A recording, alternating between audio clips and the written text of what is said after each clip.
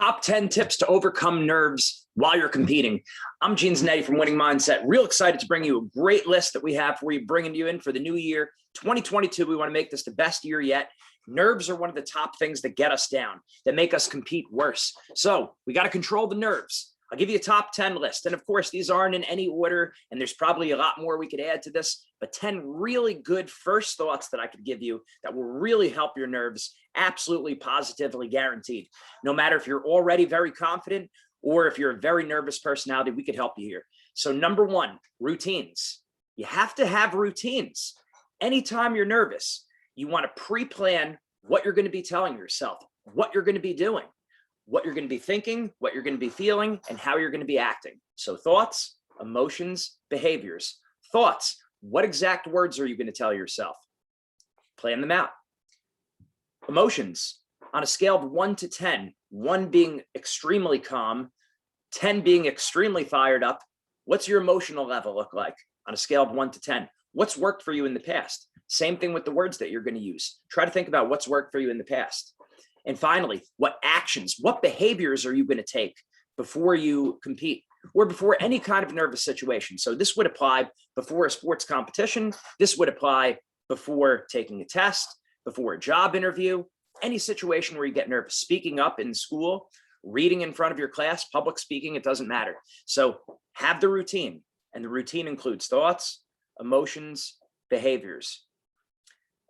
No, that's number one. Now, numbers 2 through 5 are other ingredients of a routine. What else you could include? So there's 4 key ingredients to a great pre-competition routine, or we'll call it a pre-performance routine, because it doesn't even need to be sports.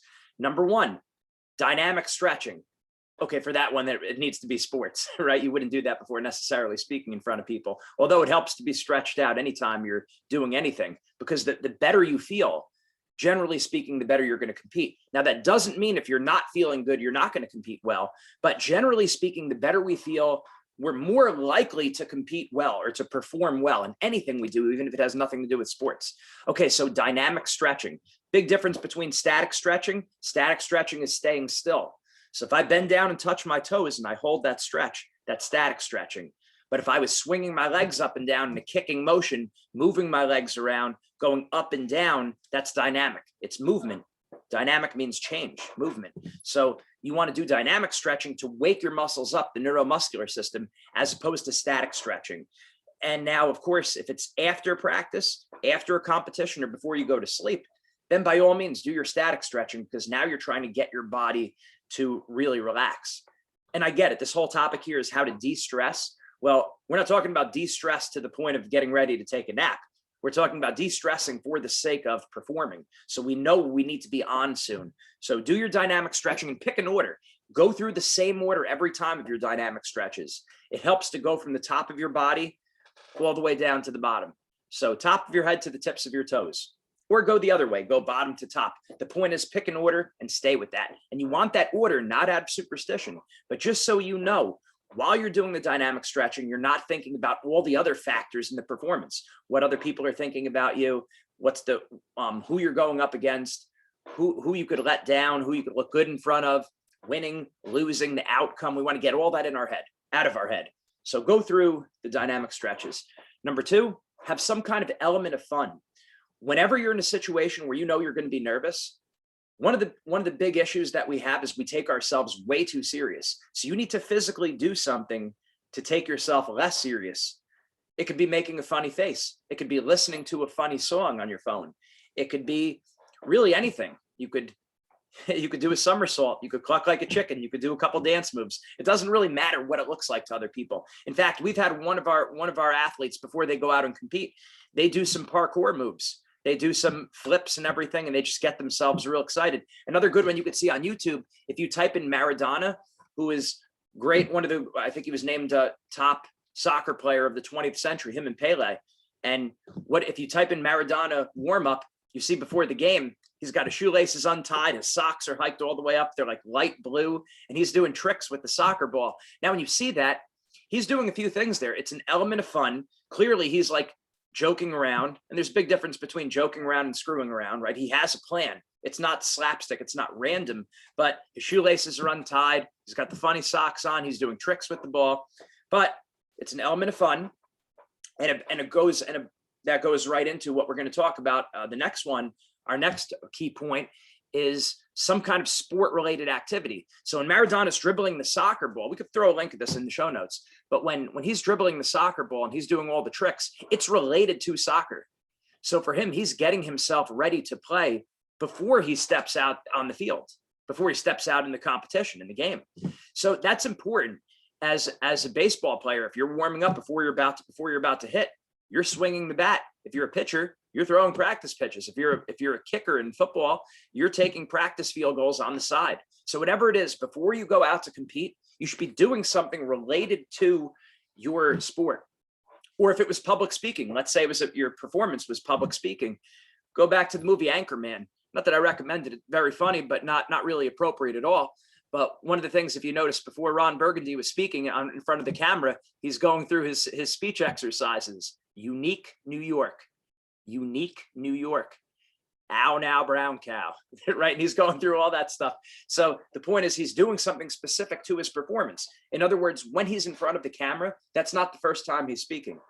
He's speaking before he gets on the camera. Same thing with your sport. You should be doing something sport related before you step out there. And then taking deep breaths. That's another key ingredient. That'd be number 5 right now. Deep breaths. So before you compete, or even in between breaks in the action. So in football, in between plays, you out of bounds, play ends, deep breath. Pitcher in baseball or softball, deep breath in between pitches. Same thing with the batter. Anytime there's a break in the action, great opportunity to take a deep breath. You really could just look in any sport, in any situation. You see this constantly with the best athletes. They might do it naturally, and maybe sometimes you've done it naturally before. Now you want to really build that in. You want to make it a very conscious thing that when there's a break in the action, I'm going to take at least one deep breath.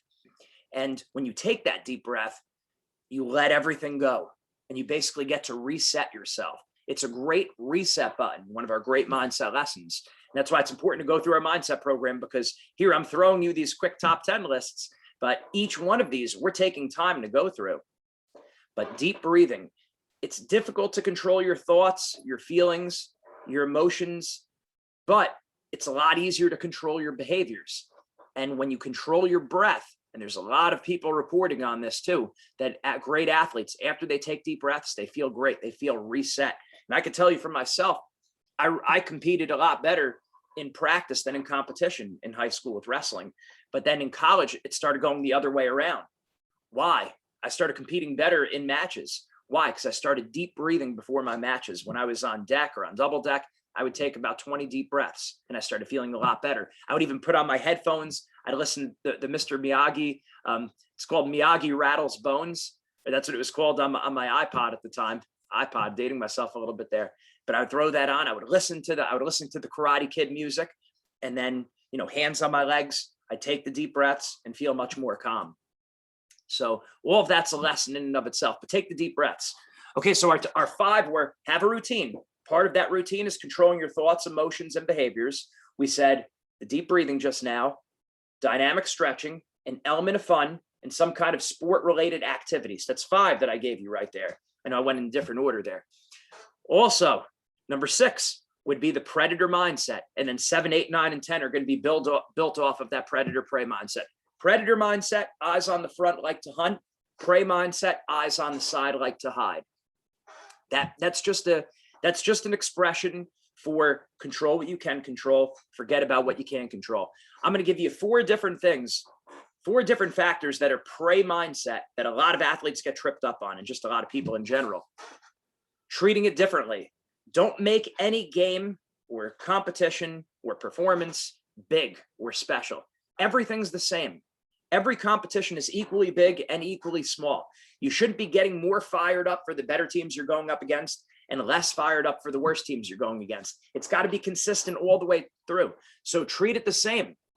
And that feeds into the next one. Don't focus on your opponent. It doesn't matter how big they are, how small they are, what happened the last time you competed against each other, what they've done against common opponents. How many times do we say, oh, we beat this team by 2 and they beat the team by 4. So they're pretty good. So in our heads, we can't focus on our opponents. We want to treat every competition the same. Stop caring about what other people think about you. That goes for your teammates, that goes for your family, and that goes for your coaches. When you're out there, you have to compete for you. You can't compete for other people. Otherwise, what happens is you're going to get too nervous. Now, there are exceptions to this. A lot of times when we feel like quitting, and you could even look at this in military, when we feel like quitting, they say, hey, I don't want to let my team down. I don't want to let my country down. Big difference. We say you should be focused on the process like 90% of the time. The only time you're focused on the outcome is times where you're feeling tired, bored, lazy, peer pressured, you feel like quitting, you feel like slacking off. That's the time you could shift to the outcome. That would be the same with this. The only time I would think about my coaches, my teammates, my parents, all these other people is if I felt tired, bored, lazy, or felt like quitting. That's the time to say, hey, I got a team that I'm representing. But when you step out there to compete or when you're performing, you can't think about letting down your coaches, your teammates, your parents. That's a lot of weight you're putting on your back. The analogy I always give is think about running a mile. Most athletes at some point in time have run a time mile, if not only in gym class. What's your best time mile? Think about it. What is it? And now imagine if I gave you a 45-pound plate from the weight room and I said, okay, now pick up that plate and run a mile again. Do you think you're going to beat your time? Do you think there's any chance that you beat your time? No, there's no chance. Why? Because you're carrying weight. Well, it's the same thing when you step out there to compete and you're thinking about representing all these people. 9 out of 10 athletes, maybe even more, it's going to hurt them because they're carrying extra weight on their back. Don't think about letting other people down. Compete for yourself. And then finally, the last point I'll give you about de-stressing is forget about the time and forget about the sport. Just compete. Just get ready to go. You have to be ready no matter what. So whether your team is winning, whether your team is losing, make it a point that you're treating it all the same. And there are some exceptions to this, of course, that, you know, the certain strategy is going to dictate, but usually you're going to get that strategy from the coach. Your job is to play hard the whole time and don't focus on anything else. So 9 out of 10 times, don't focus on the score. Don't focus on the time. Don't focus on anything else going on. Just control the things you can control. Your effort, your attitude, and your aggressiveness. If you like what you're hearing, make sure you like, subscribe, hit the bell so you're getting our reminders. Now's the time. January 2022, New Year's resolutions. Let's make it a point to really get our goals. It starts with one-on-one mindset training. These quick tips I give you are great, but it's not the same thing as when we really dig in, we get into the weeds, we find out what's going to work specifically for you, and we take time. I rattled off these top 10 de-stressors. Each one of them could be a lesson in and of themselves. And then there's many other lessons. So we need to find what works exactly for you. Let's make this the year that you take control of your life, you take control of your destiny and your athletic career. It starts with your mindset. If your mind's right, the body's going to follow. Whether it's sports, school, business, or life, mindset makes the difference. Let's make it a great 2022. zwinningmindset.com. Sign up for your free mindset trial today. Take care.